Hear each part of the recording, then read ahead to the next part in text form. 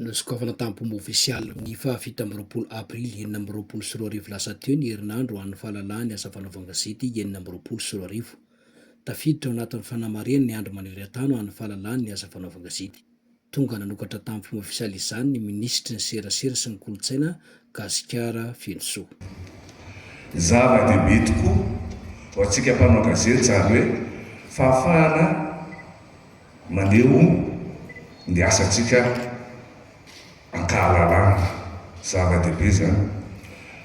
Ary izay fahafahana izay kosa nefa dia tsy sanatry ny vavy ho ataotsika fahafahana tsy misy fetrany, fa fahafahana entina animba indray ilay fiarahamonina sy indrindra mpiarahamonina eto amintsika ary atafahoatra loatra izay fahafahana izay.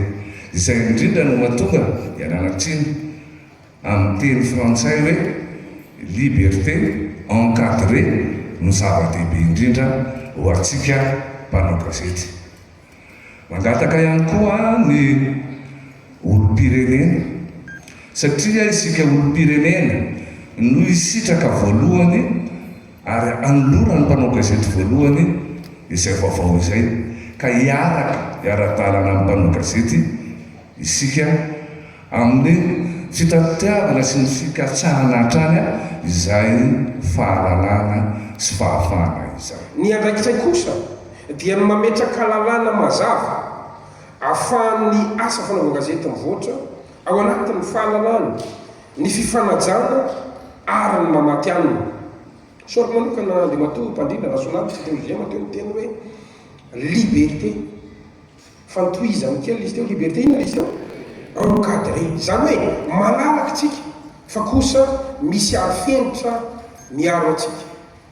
Ny fahalalana tsy midika akory afaka manao zay tiany atao daholo tsika rehetrarehetra, fa rehefa misy arifenitra arorika miaro atsika dia malalaka tsika. Noho izany tokony tovavy tsy avelantsika ho zava-mandalo fotsiny zao fankalazana ny fahatelo ny volana Mey izao, fa tafiditra ao anatin'ny dingana lehibe makany amin'ny fanavaozana ny tontolon'ny asa fanaovana gazety eto Madagasikara izy ty.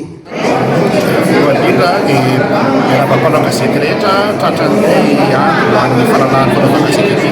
Isika ao anivon'ny gazety an-tserasera na pression en ligne dia mijoro mankalaza zany satria tsika izao isan'ny fitaratra iray lehibe fivoarana fanaovana gazety eto Madagasikara.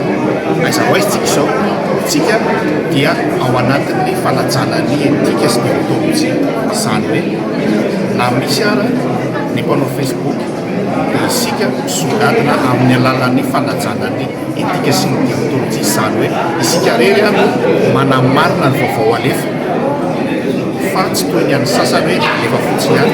Ao anatin'izao fahalalan'ny fanaovana gazety izao dia dika zava-dehibe hoe tokony mijoro isika ary manome lantsy ny fanajana ny mahamatianina ny fanaovana gazety, indrindra ny an-tserasera ny fanaovana ny fanamarina vaovao izany.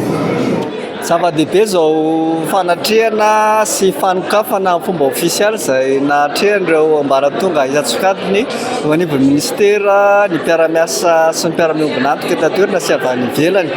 Eo anatrehan'izany dia fotoana manokana ny tahaka izao izay ahafahan'ireo mpanao gazety rehetra miaraka miombona, mifaly, mihevitra indray ny hanatsarana ny lafiny rehetra eo amin'ny tontolon'ity asa sarotra kanefa makadiro sy goavana, azo ambara hoe mitombotr'ila eto ambonin'ny tany, mitombotr'ila any ambany rangolahy, zany ty asa ty. Na izany na tsy izany ao anatin'ny lohahevitra tsika hoe ny asa fanaovana gazety sy ny tontolon'ny fandriampahalemana tena miankina amintsika mpanao gazety tokoa no mahalavoraro ny fandriampahalemana anivon'ny fiarahamonina, ny fiainam-pirenena, satria rehefa isika no mahay mikady zany fandriampahalemana zany ao anatin'ny atao hoe tontolon'ny ady haitsika mandavorary zany dia milamina ny toetra raha-pirenena sy ireo zavatra samihafa. Ny zavatra tsara ho fantatra fotsiny ao anatin'izao fanamarihana ny tontolon'ny asa fanaovana gazety maneran-tany izay santarina manomboka androany zao dia ilay fisian'ny fiombonana indray isika samy isika mifampitaiza sy mifanabe ary manaja ilay etika sy deontolojia na ny fomba fiaina sy ny tandroasina araka ny tena izy. no maro mampiseho le mamatianina hiavahantsika amin'ireo mpikirakira tambajotra izay ataontsika hoe mpanaraka sy mpiaino antsika. Tamin'ity aloha somary niavaka satria herinandro no fankalazana zany.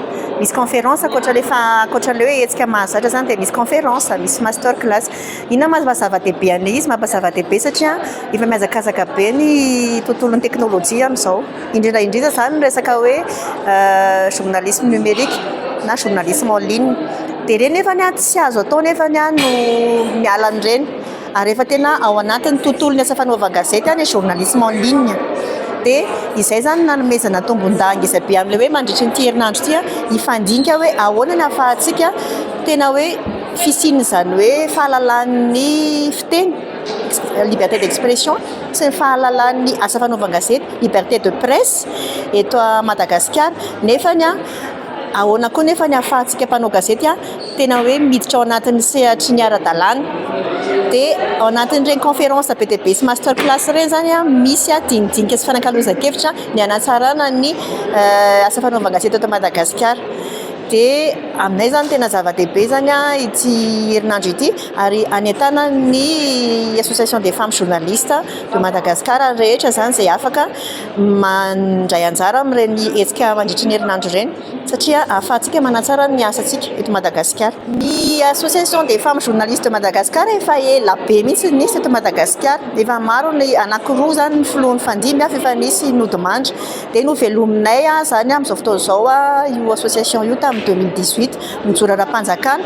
Raha ny ao anatin'ny groupe privé ny association des femmes journalistes dia 727 no isan'ny mpanao gazety vehivavy sy mikambana ao anatin'io.